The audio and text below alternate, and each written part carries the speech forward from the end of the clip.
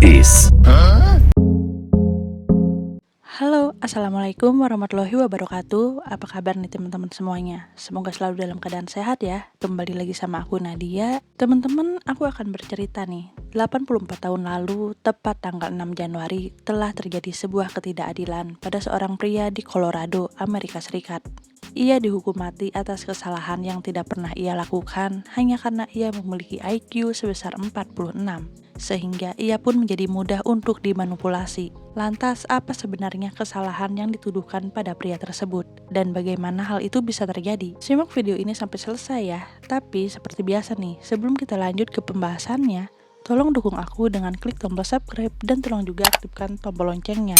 Karena dukungan kalian berarti banget agar channel ini semakin berkembang. Kalau udah, nggak usah lama-lama lagi, kita lanjut ke pembahasannya.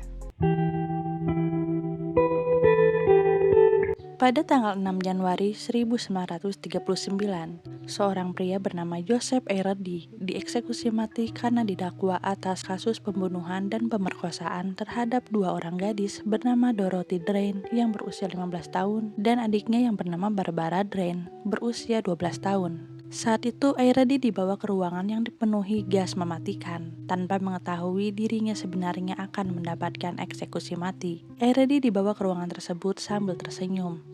Ia sempat merasa ragu untuk masuk ke dalam ruangan gas tersebut, tapi para sipir yang menemaninya memegang tangannya dengan lembut dan meyakinkannya. Menurut salah satu sipir yang bernama Roy Bass, Eredi mungkin menjadi satu-satunya orang yang terlihat bahagia pada saat akan dieksekusi mati, karena ia sama sekali tidak mengerti kalau dia mendapatkan hukuman mati. Hal itu disebabkan keterbelakangan mental yang Eredi miliki. Bahkan es krim yang menjadi keinginan terakhirnya tidak ia habiskan, karena ia berpikir akan memakannya lagi nanti. Namun kenyataannya, Eredi tidak pernah kembali lagi setelah memasuki ruangan gas tersebut, dan ia pun dinyatakan meninggal dunia. Roy Bass, sipir yang selalu menemani Eredi pun menangis saat eksekusi itu dilakukan, karena Roy Bass meyakini Eredi tidaklah bersalah. Itulah bagaimana akhir dari seorang pemuda berusia 23 tahun yang menderita cacat mental, teman-teman. Namun bagaimana hal ini bisa sampai terjadi? Aku akan mulai bercerita mengenai Eredi sejak dia masih kecil ya.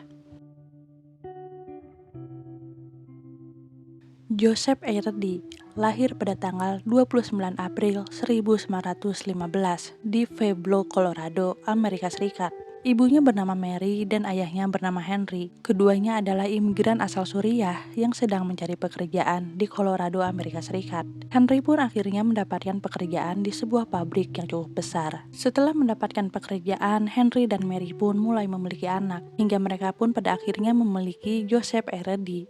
Eredi sendiri diketahui sejak ia lahir hingga berusia 5 tahun, tidak bisa berbicara, hingga akhirnya orang tuanya pun memasukkan Eredi ke sekolahan. Namun setelah 1 tahun bersekolah, Eredi pun dikeluarkan karena ia tidak mampu menangkap pelajaran yang diajarkan di sekolah. Sang ayah pun akhirnya meminta bantuan teman-temannya untuk mencarikan tempat di mana Eredi bisa bersekolah. Hingga pada saat Eredi menginjak usia 10 tahun, Henry dan Mary pun memasukkan Eredi ke sebuah sekolah bernama State Home and Training School for Mental Defective di Grand Junction, Colorado, yang merupakan sekolah khusus untuk orang-orang yang mengalami gangguan intelektual yang memiliki IQ di bawah rata-rata.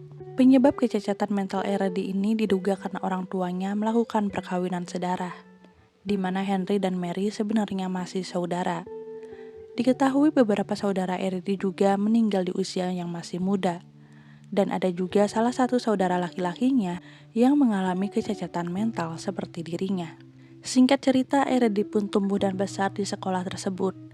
Namun selama di sekolah itu, dirinya seringkali mendapatkan penganiayaan dari teman-temannya. Perkembangan Eredi pun sangat lambat. Eredi hanya bisa berbicara secara perlahan. Ia tidak dapat mengidentifikasi warna dan sulit mengulang kalimat panjang. Eredi sendiri pun sering dimanfaatkan oleh orang lain dalam hal berbuat kejahatan. Dirinya pernah dibuat mengaku untuk melakukan pencurian, padahal ia sama sekali tidak melakukannya.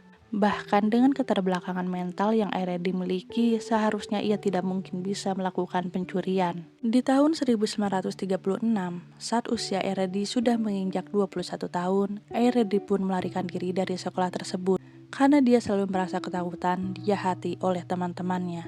Namun keputusan Eredi melarikan diri ini bukanlah di waktu yang tepat dan bukan juga di tempat yang tepat. Pada saat Eredi melarikan diri tersebut, telah terjadi sebuah kasus pemerkosaan dan pembunuhan di sebuah rumah di Pueblo, Colorado, yakni kasus pembunuhan pada Dorothy Drain dan Barbara Drain.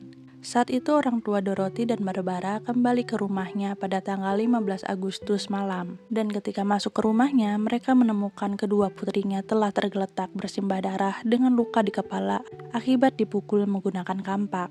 Dorothy ditemukan sudah meninggal dunia, namun beruntung saat itu Barbara berhasil diselamatkan. Dan setelah itu tidak jauh dari lokasi penyerangan Dorothy dan Barbara, ada dua wanita yang mengaku mengalami penyerangan juga dari seorang pria yang dideskripsikan seperti memiliki wajah Meksiko. Dengan adanya serangan terhadap wanita-wanita muda di daerah itu, membuat media menyorotinya dan kepolisian pun mendapat tekanan untuk segera menangkap pelaku. Polisi berusaha keras menangkap pelaku hingga salah seorang polisi bernama Sheriff George Carroll mendapati Erdi sedang berkeliaran di dekat rel kereta di Cheyenne, Wyoming. Saat itu, Sheriff Carroll menanyai kasus penyerangan terhadap dua anak keluarga Drain pada Eredi, dan menurut pengakuan Sheriff Carroll, saat itu Eredi langsung mengakuinya. Sheriff Carroll pun segera menghubungi kepolisian Pueblo, dan di saat yang sama ternyata kepolisian Pueblo telah berhasil menangkap tersangka kasus penyerangan keluarga Drain, yakni Frank Aguilar, yang merupakan seorang buruh dari Meksiko. Namun saat itu Sheriff Carroll meyakinkan bahwa Eredi juga telah mengakui kejahatan tersebut. Akhirnya Eredi pun dibawa ke kepolisian Pueblo, dan saat diinterogasi, Eredi dikabarkan mengakui penyerangan tersebut. Interogasi dilakukan berkali-kali, namun jawaban yang diberikan Eredi pun berbeda-beda tergantung siapa yang menginterogasinya. Karena Eredi sendiri pada dasarnya memiliki kesulitan untuk berbicara. Eredi pun tidak bisa menceritakan detail pemerkosaan dan pembunuhan itu karena memang dia tidak melakukannya. Sementara itu di saat yang sama persidangan pada Frank Aguilar pun dimulai, dan ia pun dijatuhi hukuman mati setelah pada akhirnya Barbara kembali pulih dan bisa memberikan kesaksiannya di persidangan. Barbara menyatakan kalau memang benar Aguilar lah pelaku penyerangan terhadap Barbara dan kakaknya Dorothy. Walaupun saat itu pelakunya sudah ditemukan dan diberikan hukuman, tetapi kepolisian Pueblo memiliki keyakinan bahwa Aguilar dan Eredi merupakan partner kejahatan. Akhirnya kasus Eredi pun dibawa juga ke persidangan. Gail Ireland, seorang pengacara yang membela Eredi saat itu, berjuang untuk membebaskan Eredi. Ia sangat yakin kalau Eredi tidaklah bersalah. Ireland pun memberikan bukti-bukti kalau Eredi menderita kecacatan mental, dan sangat tidak mungkin apabila Eredi melakukan penyerangan. Bahkan 3 orang psikiater telah bersaksi di persidangan Eredi untuk membantu membebaskannya. Menurut para ahli medis, Eredi sendiri memiliki IQ sebesar 46. Dengan kapasitas mental seperti itu, ia rentan terhadap paksaan selama interogasi dan pada akhirnya bisa membuat sebuah pengakuan palsu. Selain itu, Ireland sendiri membeberkan di persidangan bahwa Aguilar mengaku kalau dirinya melakukan tindakan penyerangan itu hanya seorang diri. Tapi dengan bukti-bukti yang dibeberkan tersebut, publik masih belum menerima dan mereka mempercayai Eredi juga terlibat. Publik pun masih marah dan menuntut polisi untuk menyelesaikan kasus tersebut. Hingga pada akhirnya, pria malang tersebut tetap dinyatakan bersalah dan mendapatkan hukuman mati. Saat menunggu eksekusi matinya, Joseph Eredi diperlakukan dengan baik oleh para sipir penjara, bahkan oleh narapidana lainnya. Mereka yang mengenal dan melihat Eredi secara langsung bisa meyakini kalau Eredi tidaklah bersalah. Roy Best, seorang sipir yang aku sempat sebut di awal ya teman-teman, sangat menyayangi Eredi dan memperlakukannya seperti anak sendiri. Bahkan Best sering membawakan Eredi mainan. Eredi yang memang tidak mengerti apapun selama di tahanan tampak bahagia. Dia lebih asik bermain dengan kereta mainan yang diberikan oleh Bess. Diketahui Bess sendiri pada saat itu meminta pada gubernur Colorado untuk memberikan keringanan hukuman pada Eredi. Namun hal itu ditolak, hingga akhirnya eksekusi mati itu pun tidak bisa dihindarkan lagi. Eksekusi mati terhadap Joseph Eredi pun dilakukan. 68 tahun kemudian, pada Juni 2007, sekelompok orang yang dinamai Friends of Joe Eredi berkumpul untuk peresmian batu nisan di makam Eredi di Woodpecker Hill di pemakaman Greenwood, kota Cannon. Sejak saat itu, seorang pengacara bernama David Martinez berjuang bersama Friends of Joe Eredi untuk membersihkan nama Eredi. Mereka yakin hukuman pada Erdi merupakan kesalahan. Martinez menyiapkan petisi sebanyak 400 halaman yang ia kumpulkan dari para relawan dan hasil penelitiannya sendiri untuk dimintakan pengampunan pada Gubernur Bill Ritter yang menjabat saat itu.